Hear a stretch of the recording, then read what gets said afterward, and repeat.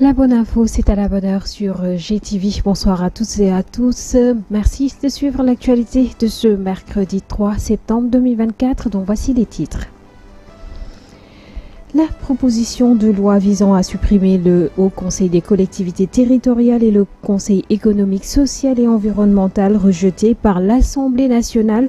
83 députés contre 80 députés pour. Le président de la République, Bassirou Diomaye Diakhar Faye, dit prendre acte du rejet de ces deux institutions jugées budgétivores. Affaire des marchés de l'Office national de l'assainissement du Sénégal, le ministre de la Justice tente de rassurer en déclarant que tous les faits incriminés seront examinés. Le garde des Sceaux a été interpellé hier sur la question. C'était à l'occasion de la session parlementaire sur le projet de loi portant révision de la Constitution. Et puis sport, Afro-Basket U18, le Sénégal entre en lice demain, ce mercredi donc, un premier match qui l'opposera au Mali. En plus de ce dernier, les Lions partagent le groupe A avec la Côte d'Ivoire et le Cameroun. C'était là les titres, le développement, c'est juste après ceci. À 18h, je peux vous assurer que la loi...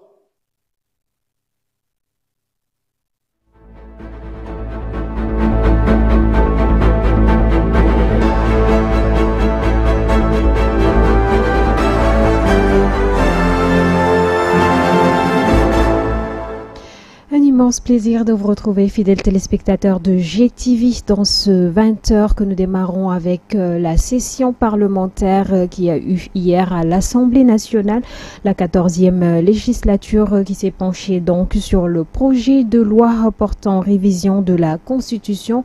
L'objet était de répondre aux soucis de rationalisation des dépenses en supprimant le HCCT et le CESE sur demande du président de la République, Bassirou Diomaye Diakhar Faye. L'économie de ce qui s'est passé hier à l'Assemblée nationale avec Khadifal. Le projet de loi de la Constitution numéro 11-2024 portant révision de la Constitution en perspective de la suppression du Haut Conseil des collectivités territoriales et du Conseil économique, social et environnemental a été rejeté ce lundi à l'Assemblée nationale. Après une vote, les députés du pouvoir ont obtenu 80 voix contre 83 pour l'opposition. La commission qui était réunie samedi dernier avait déjà donné l'avant-goût du rejet de ce projet où 14 députés avaient approuvé la suppression contre 16 qui sont des Benno Bokk Yakaar. Ces députés de l'opposition se dressent contre la suppression de ces deux institutions jugées budgétivores par les actuels tenants du pouvoir. Dans un souci de cohérence, il a été proposé la suppression qui permettra d'économiser 15,3 milliards de francs CFA chaque année. Ces montants pourraient être investis dans les secteurs de la santé, de l'éducation, de l'artisanat, de la lutte contre l'immigration irrégulière et de l'insécurité, selon les tenants du pouvoir. Pour rappel, le chef de l'État, Bassirou Diomaye Faye, avait, en vertu des dispositions de l'article 63 de la Constitution, convoqué l'Assemblée nationale pour l'examen du dit projet de loi. Justement, le président de la République, Bassirou Diomaye Diakhar Faye, qui a déclaré avoir pris acte du rejet par l'Assemblée nationale du projet de dissolution du Haut Conseil des collectivités territoriales et du Conseil économique, social et environnemental, a indiqué donc ce mercredi la présidence de la République. Pour le président sénégalais, le rejet de ce projet de loi renseigne sur la rupture profonde entre les députés de la majorité et les aspirations populaires qui se sont massivement exprimées lors de l'élection présidentielle du 24 mars dernier. Elle insiste sur le fait, la présidence de la République donc, sur le fait que la suppression déjà actée de la Commission nationale du dialogue des territoires et le projet de dissolution du HCCT et du CESE s'ajoute aux différentes directives présidentielles sur la rationalisation des dépenses publiques que le gouvernement entend mettre en œuvre. Et toujours à l'occasion de cette session parlementaire, le président du groupe parlementaire Benno Bokk Yakaar a annoncé devant l'Assemblée nationale qui était donc en plénière hier qu'il va déposer avec son groupe une motion de censure pour faire tomber le gouvernement de Ousmane Sonko, suivant les propos de Abdou Mbow au micro de Mame Awa Sall. La mesure qui procède aujourd'hui de nous amener ce projet de loi, elle n'est d'aucune urgence, elle est brutale, prématurée et injustifiée. Vous savez, Monsieur le Président, le gouvernement des cités d'Afrique avait porté le plaidoyer pour la création du Haut Conseil des collectivités territoriales. Et le président Macky Sall, en tant que président de l'Union africaine, avait fait le plaidoyer, on avait accepté de donner le siège au Sénégal.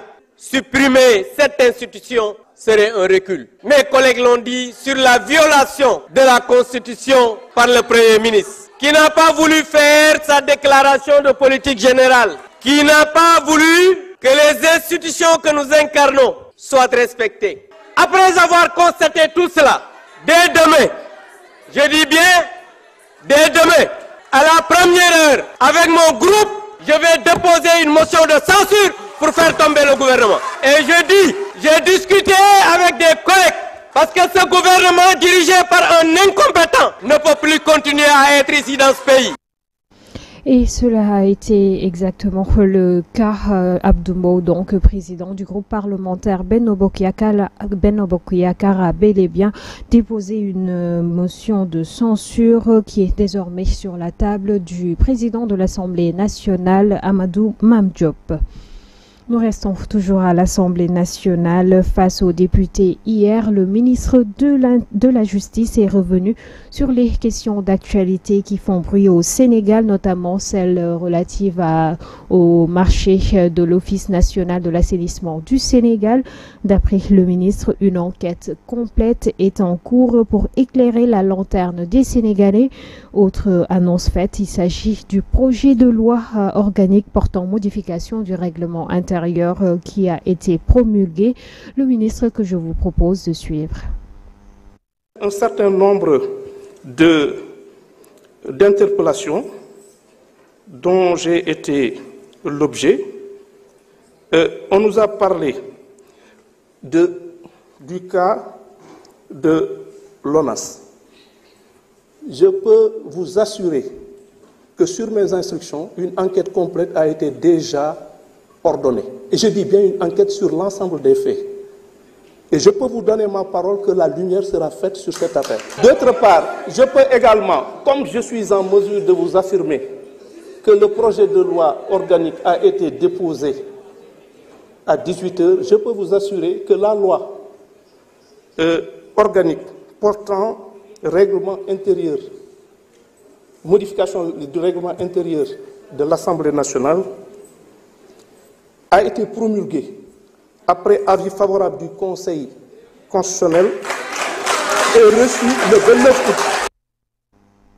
À présent, nous donnons la parole au ministre de l'Industrie et du Commerce, Serigne Gueye Diop, qui a officiellement lancé ce lundi à Dakar la cérémonie d'ouverture des travaux préparatoires des États généraux de l'industrie et des petites et moyennes entreprises. Cette initiative marque le début d'une réflexion nationale sur les causes du sous-développement industriel du Sénégal et sur les solutions à adopter. Il est au micro d'Aïssa Touba. Après 65 ans, notre industrie est encore balbutiante. Le secteur industrie représente à peine 25% du PIB national. Nous importons encore l'équivalent de 6 000 milliards de produits. Nous importons encore 2 500 produits industriels. Vous êtes d'accord que pendant que les autres pays industriels sont à 50, 60, 70% de part l'industrie dans le PIB, nous sommes encore loin derrière. C'est pour ça que nous sommes dit, sous la direction du chef de l'État et de notre gouvernement, qu'il est temps peut-être de faire pas des assises, pas des conseils interministériels, mais les états généraux, où nous devons réfléchir d'abord sur les causes du sous-développement industriel du Sénégal, et surtout sur les solutions, comment faire pour, de façon inclusive, mettre maintenant une nouvelle feuille de route sur 25 ans sur ce que va être donc le développement industriel du Sénégal.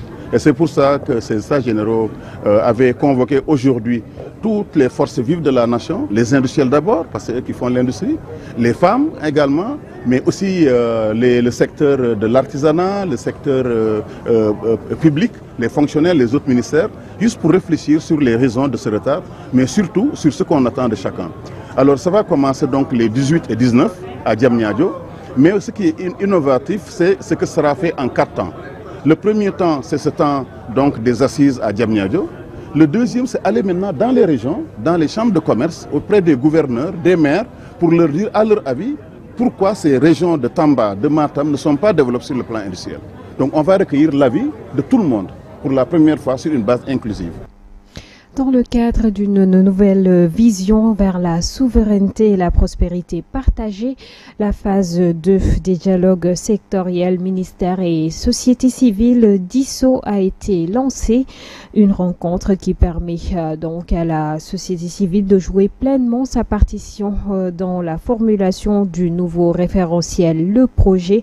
Les acteurs veulent ainsi contribuer dans les actions économiques et politiques lancées par l'État du Sénégal. C'était en présence du ministre de la Microfinance, de l'économie sociale et solidaire, Alioune John, que nous écoutons au micro de Ndelenjay et de Serignan. Nous avons lancé depuis le 11 et le 10 et le 11 juillet un processus qu'on appelle dialogue avec société civile et gouvernement, qui doit aboutir à formuler une contribution globale de la société civile dans le processus de formulation du nouveau projet, donc qui est le nouveau référentiel des politiques publiques. Comme le disait tout de suite monsieur le ministre, la société civile, c'est pratiquement plus de 800 ONG, 32 000 associations et qui pèsent en 2023 plus de 194 milliards. Ils sont investis dans différents domaines. Donc notre contribution est une contribution significative, très importante dans le développement de ce pays. Donc arrivé à un moment où la politique publique est reformulée, c'était important maintenant d'avoir un processus par lequel nous allons apporter des contributions significatives pour que nos contributions... En prélude à sa deuxième journée, à sa deuxième université d'hivernage pour renforcer la formation de ses adhérents, le syndicat unique des travailleurs de la santé et de l'action sociale a organisé un point de presse ce mardi 3 septembre. À l'occasion donc de cette rencontre, les professionnels de la santé sont revenus sur l'importance d'organiser cet événement qu'ils comptent désormais inscrire dans l'agenda national afin de mieux réfléchir sur les problématiques de santé. Le compte-rendu de la rencontre est signé Mansour Diassé.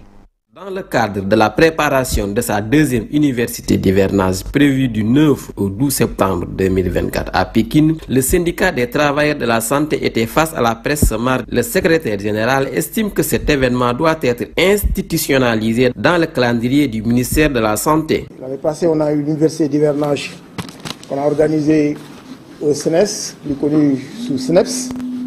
C'était la première université. Et à la suite de cela, à l'évaluation et à la cérémonie de clôture, le docteur Marie-Khémesse Ngom, qui était le ministre de la Santé, était tellement ébloui, intéressé par les actes qu'on avait posés au point de proposer l'institutionnalisation de cette université d'hivernage dans le calendrier du ministère de la Santé. Cette formation permettra d'essayer de combler un gap de connaissances chez certains travailleurs du secteur et d'imprimer l'importance de l'organisation syndicale dans le secteur de la santé et de l'action sociale. Nous faisons intervenir dans nos universités autant des sociologues que des politiques, n'est-ce pas, des scientifiques. Et cela nous amène tout simplement à booster l'horizon de nos camarades qui travaillent avec nous parce que, encore une fois, la santé est une discipline ouverte à tous les corps de métier.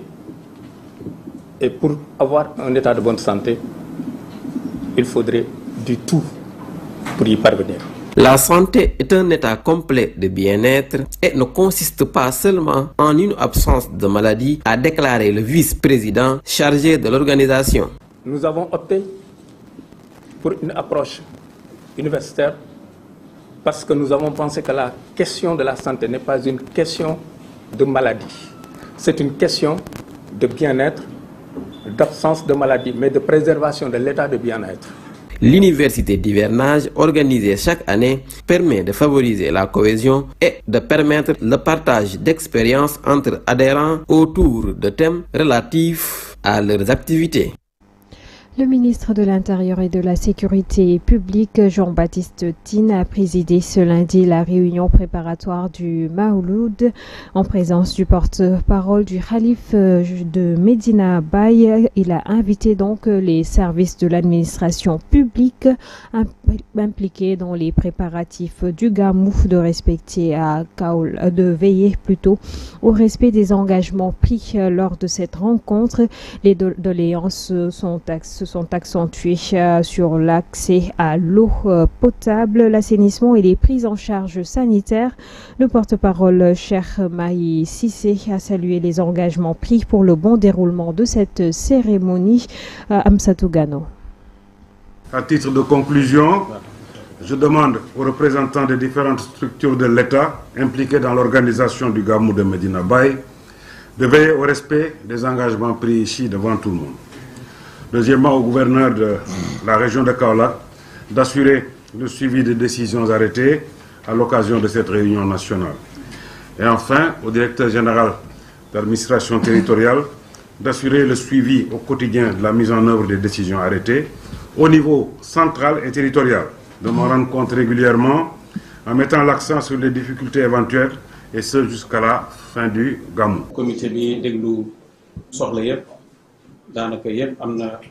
Toutes nos doléances ont obtenu des réponses. Le gouvernement a pris des engagements pour assurer le bon déroulement du Gamou, qui est une cérémonie religieuse qui marque la naissance du prophète. On peut dire que cet événement porte chance aux Sénégalais car les parents se sont efforcés à éduquer les enfants dans la religion, mais aussi ils leur ont appris la vie du prophète, paix et salut sur lui, et tout ce qui se rattache à lui sans pour autant qu'il aille à l'école. Tout cela, c'est grâce au Gamou et chacun connaît le bien, tout comme le mal, et fait tout pour éviter. Le dernier qui porte le prophète dans son cœur aime autant tous les autres prophètes.